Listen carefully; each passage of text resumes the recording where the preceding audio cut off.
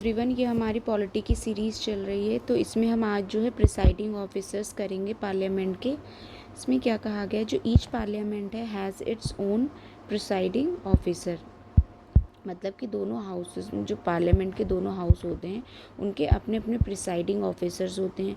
लोकसभा में ये स्पीकर होते हैं और डेप्यूटी स्पीकर होते हैं, जबकि राज्यसभा में जो है चेयरमैन और डेप्यूटी चेयरमैन होते हैं। एडिशनली इसके अलावा जो है एक पैनल ऑफ चेयरमैन जो है अपॉइंट किया जाता है लोकसभा में, और एक panel of vice chairpersons appoint किया जाता है राज्यसभा में। हिस्टोरिकल बैकग्राउंड क्या है कि जैसे ये ऑफिसर जो ऑफिस है, जो प्रिसाइडिंग ऑफिसर वाला, ये कहाँ से ओरिजिन हुआ। तो जो गवर्नमेंट ऑफ इंडिया एक्ट 1919 था, उसमें क्या कहते इससे वहाँ से इसका ओरिजिन हुआ है। प्री 1921 में जो मीटिंग्स थी सेंट्रल लेजिस्लेटिव काउंसिल की, वो प्रिसाइड की जाती थी गवर्नर जनरल ऑफ इंडिया के द्वारा। फिर 1921 में क्या हुआ कि जो फर्स्ट स्पीकर थे फेडरिक वाइट, वो इलेक्ट किए गए। एज फर्स्ट डिप्यूटी स्पीकर जो थे वो सच्चिदानंद सिन्हा, मतलब जो फर्स्ट स्पीकर थे उन्हें हाउस के, वो फेडरिक वाइट को बनाया गया, और फर्स्ट डिप्यूटी स्पीकर जो थे वो सच्चिदानंद सिन्हा बने थे। फिर 1925 में जो विट्ठल भाई जे पटेल थे, वो became the first Indian elected speaker of the central legislative assembly. जो विट्ठल भाई जे पटेल थे, वो 1925 में पहले ऐसे इंडियन थे जो कि इलेक्टेड स्पीकर बने थे लेजिस्लेटिव असेंबली के, सेंट्रल लेजिस्लेटिव असेंबली के। फिर 1935 एक्ट में क्या था भाई, इसके द्वारा भी जो प्रेसिडेंट और डिप्यूटी प्रेसिडेंट कहा जाता था स्पीकर और डिप्यूटी स्पीकर को, उनका नाम चेंज कर दिया गया। मतलब पहले इन्हें जो है प्रेसिडेंट और डिप्यूटी प्रेसिडेंट कहा जाता था, फिर इनका नाम चेंज करके इन्हें स्पीकर और डिप्यूटी स्पीकर कहा जाने लगा।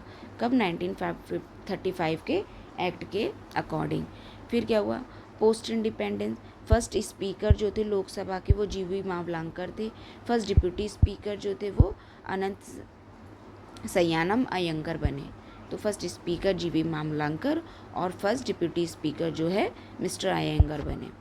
फिर क्या है? स्पीकर प्रोटेम, एक स्पीकर प्रोटेम की भी पोस्ट होती है उसमें, जो मोस्टली सीनियर मोस्ट जो मेंबर होते हैं हाउस के, उनको बनाया जाता है। तो इसमें क्या है कि भाई जब लास्ट लोकसभा जो होती है, जो मतलब कि इलेक्शन होने वाले हैं, जो अभी लोकसभा चल रही है, तो उस जब लोकसभा जो अपनी सीट वेकेट कर देती है, ठीक है, इलेक्शन अनाउंस हो गए हैं, ठीक है, तो लोकसभा तो डिसॉल्व हो जाती है। जो स्पीकर होता है वो अपनी सीट को वेकेट नहीं करता है, और वो सीट पर रहता है जब तक कि नई लोकसभा के मेंबर्स जो हैं वो चुनकर नहीं आ जाते हैं। तो जब न्यूली इलेक्टेड लोकसभा चुनकर आ जाती है, उसकी जब फर्स्ट मीटिंग होती है, उससे पहले जो है, जो पुराना वाला स्पीकर होता है वो जो है रिज़ाइन देता है, और द स्पीकर प्रोटेम, फिर उसकी जगह पे जो है स्पीकर प्रोटेम का इलेक्शन किया जाता है, जो कि एक टेम्परेरी ऑफिस होता है, सिर्फ मतलब कुछ टाइम के लिए करवाया जाता है, जो कि न्यूली इलेक्टेड जो मेंबर्स होकर इलेक्ट होकर आए हैं, उनको ओथ वगैरह का जो प्रोसीजर है उसको पूरा करवाने के लिए। तो ये एक तरीके से टेम्परेरी ऑफिस होता है, और इसीलिए इसका जो है मतलब कि एक तरीके से इलेक्शन जो है भाई कैसे कर देते हैं कि जो सीनियर मोस्ट ओल्डेस्ट मेंबर होता है हाउस का, उसमें से ही किसी को जो है स्पीकर प्रोटेम बना दिया जाता है। हेल्प्स ट्रांजिशन, ये हेल्प करता है transition from old Lok Sabha to new one. मतलब वही जो पुरानी लोकसभा जा रही होती है और नई लोकसभा जो आ रही होती है, तो उसके ट्रांजिशन में ये हेल्प करता है। फैसिलिटेट करता है इलेक्शन ऑफ न्यू स्पीकर, और जो प्रोटेम स्पीकर होता है वही जो है क्या कहते हैं फैसिलिटेट करता है, मतलब वही एक तरीके से करवाता है जो नया स्पीकर जो चुना जाता है उसका ज़्यादा जो प्रोसीजर होता है। जो प्रेसिडेंट होते हैं वो अपॉइंट करते हैं स्पीकर प्रोटेम्प्ट को, वो जो कि एडमिनिस्टर करवाता है ओथ मेंबर्स की। तो वो जो है मतलब कि स्पीकर प्रोटेम्प्ट सिंपली जो है प्रेसिडेंट के द्वारा चुन लिया जाता है, और फिर वो जो है ओथ वगैरह जो दिलवाता है जो न्यूली इलेक्टेड मेंबर्स वगैरह आए होते हैं। Typically the senior most member is selected, मतलब वही जो कहा मैंने कि जो सीनियर मोस्ट मेंबर होता है उन सब में से उसी को जो है प्रोटेम स्पीकर बना दिया जाता है। फिर इसका जब जब नया स्पीकर चुनकर आ जाता है, इसके द्वारा जो भी प्रोसीजर किया जाता है, नया स्पीकर जब चुनकर आ जाता है तो इसका ऑफिस अपने आप ही समाप्त हो जाता है, फिर वो स्पीकर अपना काम करने लगता है। फिर क्या है, पोजीशंस क्या है स्पीकर ऑफ लोकसभा की और चेयरमैन ऑफ राज्यसभा की। पोजीशन है elected by Lok Sabha from among its member. जो स्पीकर ऑफ लोकसभा है वो उन्हीं के, जो लोकसभा के मेंबर्स होते हैं उन्हीं में से किसी एक को चुना जाता है। इसी प्रकार लेकिन जो चेयरमैन ऑफ राज्यसभा है वो उसका मेंबर नहीं होता है, वो राज्यसभा का मेंबर नहीं होता है। जो यहाँ का जो चेयरपर्सन होता है राज्यसभा का, वो वाइस प्रेसिडेंट ऑफ इंडिया होते हैं, जो कि जब वो वाइस प्रेसिडेंट की पोस्ट पर चुने जाते हैं तो वो अपने आप जो है राज्यसभा के मेंबर बन जाते हैं। मतलब कि जो वाइस प्रेसिडेंट होते हैं वो बाय डिफ़ॉल्ट जो है राज्यसभा के जो है चेयरमैन बन जाते हैं, तो वो उसके मेंबर नहीं होते। वाइस प्रेसिडेंट जो है वो हाउस का मेंबर नहीं होता है राज्यसभा का, लेकिन जो स्पीकर होता है वो लोकसभा का मेंबर होता है। इलेक्शन किस तरीके से कराया जाता है, इनको इलेक्ट करते हैं whenever the office fall vacant, election date fix by the president. मतलब जब वही नई लोकसभा चुनकर आती है तो उसकी फर्स्ट मीटिंग से पहले ही इनका ऑफिस जो है ख़त्म कर दिया जाता है। तो फिर उसके बाद जो है प्रेसिडेंट जो है एक डेट बता देते हैं, फिक्स कर देते हैं कि भाई इस टाइम पर जो है स्पीकर चुना जाएगा। और इनके लिए इसमें तो वही है, जब वाइस प्रेसिडेंट ही होते हैं चेयरमैन तो फिर वो इलेक्ट तो होते नहीं, वो वाइस प्रेसिडेंट की पोस्ट पर चुने जाते हैं, लेकिन वो as a chairman of Rajya Sabha नहीं चुने जाते हैं। और ये serve as the long as the vice president is in office. और ये तब तक ऑफिस में रहते हैं चेयरमैन जब तक कि वो वाइस प्रेसिडेंट की पोस्ट पर हैं। अगर वो वाइस प्रेसिडेंट हैं तो वो चेयरमैन रहेंगे, जब उनको वाइस प्रेसिडेंट की पोस्ट से हटा दिया जाता है या हट जाते हैं, वो उनका टेन्योर कंप्लीट हो जाता है, तब फिर भाई जो नया वाइस प्रेसिडेंट आएगा वो चेयरमैन बन जाएगा। इसके लिए अलग से इलेक्शन नहीं करते हैं, ये इनको अलग से इलेक्ट नहीं करते। टेन्योर होता है remain in office during the life of the Lok Sabha, must vacate if ceases to be a member, resign to the deputy speaker. मतलब ये ऑफिस में तब तक रहते हैं जब तक कि लोकसभा की, मतलब कि एक तरीके से लोकसभा है लाइफ में, जो लोकसभा चल रही है, मतलब कि अगर वो डिज़ोल्व हो जाती है तो इनको भी भाई हटना पड़ता है उसके डिसोल्यूशन के बाद, जब नई लोकसभा चुन के आती है। लेकिन जब तक वो लोकसभा है, ठीक है, तब तक ये भी जो है अपने ऑफिस में रहेंगे। लेकिन अगर ये किसी भी तरीके से मान लो कि लोकसभा के मेंबर के पद से हट जाएं तो फिर इनको जो है अपनी सीट छोड़नी पड़ेगी, मतलब फिर ये स्पीकर भी नहीं रहेंगे। स्पीकर होने के लिए आपको जो है लोकसभा का स्पीकर होने के लिए लोकसभा का मेंबर होना मतलब अनिवार्य है एक तरीके से। और अगर ये उसके मेंबर नहीं रहते हैं मतलब कि लोकसभा के, और इनकी पोजीशन फिर हट जाएगी, ऑफिस ख़त्म होगा, तो इनको रेजिग्नेशन जो है वो डिप्टी स्पीकर को देना पड़ेगा। चेयरमैन की जो है सीट ये वेकेट नहीं होती जब तक वो वाइस प्रेसिडेंट रहते हैं। जब वो वाइस प्रेसिडेंट नहीं रहते हैं तो उनकी सीट जो अपने आप वेकेट हो जाती है। रिमूवल किस तरीके से होता है स्पीकर का, can be removed by a resolution pass by the majority of all then members of the Lok Sabha, require 14 days notice, support of at least 15 members. मतलब क्या है भाई, अगर किसी को लगता है कि इनका जो है रिमूवल होना चाहिए तो उस केस में क्या है कि 50 लोग जो हैं लोकसभा वो 50 लोग जो हैं, मतलब इनके लिए फिर एक रेजोल्यूशन लाया जाएगा लोकसभा में। और उस रेजोल्यूशन को पहली बात तो लाने के लिए जो है कम से कम 50 मेंबर का सपोर्ट चाहिए होता है कि भाई हम ऐसा प्रोसीजर शुरू करने जा रहे हैं, तो उसके लिए भाई 50 लोग जो हैं सपोर्ट करें। फिर जब वो रेजोल्यूशन लोकसभा में पेश कर दिया जाएगा तो उसको जो है भाई 2/3 मेजॉरिटी जो होती है, मेजॉरिटी सपोर्ट से जो है उसका पास होना लोकसभा से ज़रूरी होता है। लेकिन इसके लिए जो है 14 डेज़ का नोटिस देना पड़ता है, मतलब 14 दिन पहले आपको जो है स्पीकर को नोटिस देकर बताना पड़ेगा कि भाई ऐसा ऐसा प्रोसीजर जो है आपके खिलाफ जो है शुरू होने वाला है। Can only be removed with the vice president is remove may participate in proceeding as members without voting rights. इसमें क्या होता है, चेयरमैन जो राज्यसभा का होते हैं वो सिर्फ एक ही तरीके से हटाए जा सकते हैं जब वो वाइस प्रेसिडेंट की पोस्ट से हटते हैं। में participate in proceeding as a member without voting rights, मतलब और वो जो है भाई राज्यसभा में क्योंकि उनके पास वो मेंबर तो होते नहीं तो वो वोट नहीं करते हैं, ठीक है। तो उसमें क्या होता है कि वो जो है पार्टिसिपेट कर सकते हैं प्रोसीडिंग्स में बिना वोटिंग राइट के, मतलब वो वोट नहीं करते हैं as a member of the house, लेकिन वो प्रोसीडिंग्स में पार्टिसिपेट तो करते ही हैं। वोटिंग राइट क्या होता है? Does not vote in the first instance but can exercise a casting vote in case of a tie. मतलब जब स्पीकर है वो जो है एज अ फिर मेंबर की तरह कास्ट नहीं करता है वोट किसी बिल पे या किसी जो मैटर पे होता है।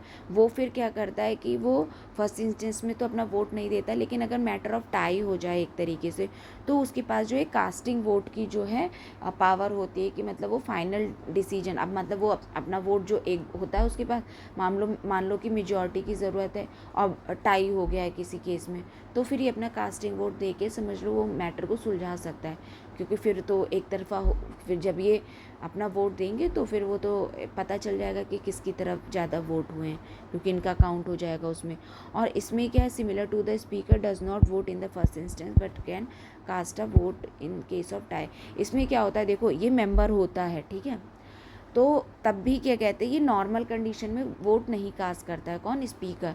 वो जब क्या कहते हैं बिल वगैरह पास किया जाता है और वैसी सिचुएशन आती है तो उसके पास एक कास्टिंग वोट वाला जो सीन है, मतलब जो उसके पास पावर है उसको जो वो है वो एक्सरसाइज करता है। लेकिन जो वाइस प्रेसिडेंट होते हैं, जो चेयरमैन ऑफ राज्यसभा होते हैं, उनके पास वो मेंबर वाला जो वोट होता है वो तो है नहीं, क्योंकि वो मेंबर नहीं है, ठीक है, राज्यसभा के। लेकिन उनके पास भी कास्टिंग वोट होता है, मतलब जो फाइनल डिसीजन वाला आ जाता है कि भाई अगर टाई होगा तो वो जो है उस केस में जो है मतलब एक अपना वोट जो है कास्ट कर सकते हैं। फिर पावर एंड ड्यूटीज़ क्या होती हैं दोनों की? Derive powers from the constitution के द्वारा ये लोग जो है पावर को जो है डिराइव करते हैं, रूल्स ऑफ प्रोसीजर या फिर जो पार्लियामेंट्री कन्वेंशन चले आ रहे हैं, इन सब में इनके द्वारा जो इनकी पावर्स को एक तरीके से थोड़ा बहुत डिफाइन किया गया है, या फिर इसमें जो इनकी पावर्स को मेंशन किया गया है। फिर ये जो होते हैं दोनों लोग अपने अपने हाउसेस के गार्जियन होते हैं प्रिविलेजेस के, जो कि मेंबर्स की प्रिविलेजेस होती हैं। हाउसेस जो मेंबर ऑफ द पार्लियामेंट होते हैं उनकी जो प्रिविलेजेस वगैरह होती है उसके गार्जियन होते हैं, मेंटेन करते हैं ये ऑर्डर और डेकोरम इन द हाउस, ठीक है। फिर ये फाइनल इंटरप्रेटर होते हैं provision of the constitution and rule, मतलब जो इनके द्वारा इंटरप्रेट किया जाता है वही जो है फाइनल होता है। फिर एडजर्न करते हैं ये हाउस और सस्पेंड करते हैं meeting for lack of quorum. मतलब लैक ऑफ कोरम क्या होता है? पहली बात तो कि 1/10 ऑफ द टोटल मेंबरशिप, मतलब जैसे कि अगर किसी हाउस की 250 टोटल मेंबरशिप है तो उसमें से कम 25 लोग तो होने ज़रूरी हैं, मिनिमम ये रिक्वायरमेंट है किसी भी प्रोसीजर को मतलब आगे बढ़ाने के लिए, कोई भी कार्रवाई करने के लिए हाउस में, तो उसमें 10% मेंबर तो होने ही चाहिए, 1/10 मतलब उसका। तो ये क्या करते हैं, ये एडजर्न करते हैं, मतलब कि जो स्थगित कर देना मीटिंग्स को, और सस्पेंड कर देते हैं मीटिंग्स को हाउस की अगर कोरम नहीं होता है। तो ये सब जो है स्पीकर और चेयरमैन द्वारा ही डिसाइड किया जाता है। ये डिसाइड करते हैं किसी भी बिल के मामले में कि वो मनी बिल है या नहीं है, और इनका डिसीजन फाइनल होता है किसका? स्पीकर का, क्योंकि लोकसभा में ही मनी बिल इंट्रोड्यूस किए जाते हैं तो स्पीकर के पास वो पावर होती है, ऐसी पावर चेयरमैन के पास नहीं होती। ये प्रिसाइड करते ओवर जॉइंट सिटिंग, ये भी जो है क्या कहते हैं प्रिसाइड जो करता है वो भी लोकसभा का मेंबर ही करता है, मतलब ये पावर भी इसको ही है कि जो लोकसभा का जो चेयरमैन होता है, चेयरपर्सन होता है, वही जो है स्पीकर, मतलब कि वो जॉइंट सिटिंग को प्रिसाइड करता है। फिर अलाउ करते हैं secret sitting at the request of the leader of the house, मतलब इनको लगता है कि कोई ऐसी स्थिति है जिसमें जो है सीक्रेट सिटिंग बुलानी चाहिए तो वो इनके द्वारा ही बुलाई जाती है। ये डिसाइड करते हैं disqualification arise from the defection, जो डिफेक्शन के द्वारा जो डिस्क्वालिफिकेशन किया जाता है मेंबर ऑफ द पार्लियामेंट, तो वो इन्हीं के द्वारा जो है एक तरीके से फाइनल प्रोसीजर किया जाता है, फाइनल डिसीजन लिया जाता है। लेकिन इसमें जो है जुडिशियल रिव्यू का प्रावधान है, अगर मतलब कि ऐसा कुछ लगता है कि आर्बिट्री जो है एक्शन यूज़ किया गया है तो फिर उसमें जुडिशियली रिव्यू हो सकता है, जुडिशियल रिव्यू। ये अपॉइंट करते हैं chairman of parliament committee and supervises their function. ये अपॉइंट मतलब पार्लियामेंट जो कमेटी होती हैं उनके चेयरपर्सन्स को ये अपॉइंट करते हैं और उनके फंक्शंस को जो है सुपरवाइज करते हैं। ये एक्स ऑफिशियो चेयरमैन होते हैं बहुत सारी कमेटीज़ के। जो ये स्पीकर बनते ही बन जाते हैं या वो चेयरमैन बनते ही बन जाते हैं। एक्सक्लूसिव पावर क्या होती है राज्यसभा के चेयरमैन की, वो भी लोकसभा की तरह ही होती हैं सारी पावर, ठीक है। अच्छा, ये नीचे दिया हुआ है जो मैंने ऊपर बता दिया कि ये can not decide if a money bill, वही मनी बिल वाला केस जो है चेयरमैन नहीं देख सकता, क्योंकि मनी बिल जो है वो लोकसभा में ही इंट्रोड्यूस किए जाते हैं, तो उसकी सारी पावर जो है वो स्पीकर के पास ही होती है। Does not preside over joint sitting of parliament, joint sitting में जो है वो चेयरपर्सन जो है क्या कहते हैं राज्यसभा का, वो प्रिसाइड नहीं कर सकता, उसमें होल सोल अथॉरिटी जो है वो स्पीकर की है, वही जो है उसको जो है प्रिसाइड कर सकता है, ठीक है। Act as a link between Rajya Sabha and the president of India, जो चेयरमैन है वो जो है लिंक की तरह काम करता है बिटवीन राज्यसभा एंड प्रेसिडेंट, जो कि ऑब्वियस है कि भाई स्पीकर जो है वो लोकसभा के केस में करता है, ठीक है। तो अभी हमने यहाँ तक कर लिया है, अब जो हम इसका जो आगे का पार्ट है वो नेक्स्ट वीडियो में कंटिन्यू करेंगे, इंडिपेंडेंस और पार्शियलिटी से लेकर। Thank you.